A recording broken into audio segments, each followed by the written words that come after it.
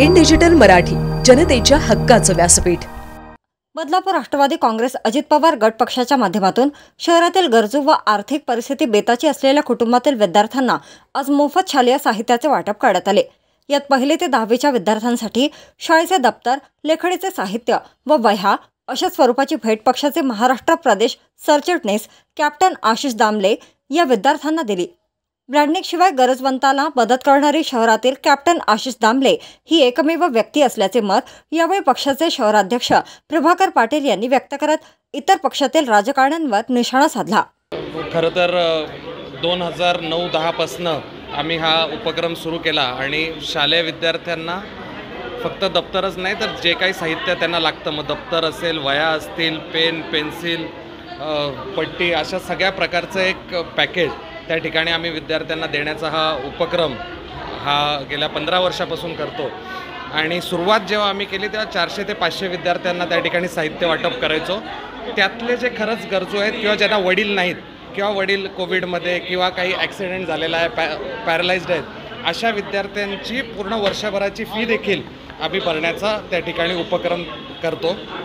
समाजकारणात काम करत असताना कुठेतरी आपली समाजाप्रती बांधिलकी जपण्यासाठी अशा प्रकारचे उपक्रम हा आम्ही करत असतो।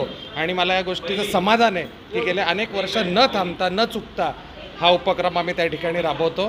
आणि यावर्षी तर साधारणतः 1500पेक्षा जास्त विद्यार्थ्यांना साहित्य वाटपाचा कार्यक्रम होणार आहे। त्यातले जे खरंच गरजू आहेत त्यांचं शाळेचं वर्षभराची फी देखील आम्ही त्या ठिकाणी भरण्याचा संकल्प केलेला आहे। आपण जर पाहिलं तिथे तर जे विद्यार्थी येत आहेत, जे चिमुकले येत आहेत, त्यांच्या चेहऱ्यावरचं स्माईल बघून, हास्य बघून एका प्रकारचं सॅटिस्फॅक्शन मिळत असतं। आणि अनेक वेळेला आपण राजकारण करत असताना आपलं जे समाजाप्रतीचं देणं आहे ते बरेच वेळा आपण विसरून जातो, पण ते न विसरता आपण असं कार्य चालू ठेवलं। आपण जर पाहिले माझे उपक्रम तर वेगवेगळ्या माध्यमातून लोकांच्या ज्या अपेक्षा आहेत, लोकांना जे अभिप्रेत आहे एका लोकप्रतिनिधीकडून, अशा पद्धतीचं काम हे सातत्याने आम्ही करून आलो आहे। आणि ह्याच्या पुढे सुद्धा अशा प्रकारचे अनेक उपक्रम आम्ही करत राहू। राष्ट्रवादी पक्षाच्या वतीने मुलांना सर्व शालेय साहित्य वाटप कार्यक्रम हा आशिष दामले यांच्या नेतृत्वाखाली आम्ही करत आहोत। आणि जेणेकरून आम्ही कुठल्याही कोणाकडनं देणगी वगैरे सर्व असं काही न घेताना आशिष दामले यांनी स्वतः खर्चाने आणि आज हे लाखो रुपये खर्च करून आज विद्यार्थ्यांना जे आम्ही साहित्य वाटतो, शालेय साहित्य, त्या विद्यार्थ्यांना एवढा आनंद होतो ते बघितल्यावर असं वाटतं की आपण एक चांगलं काम करतो पक्षाच्या आम्ही।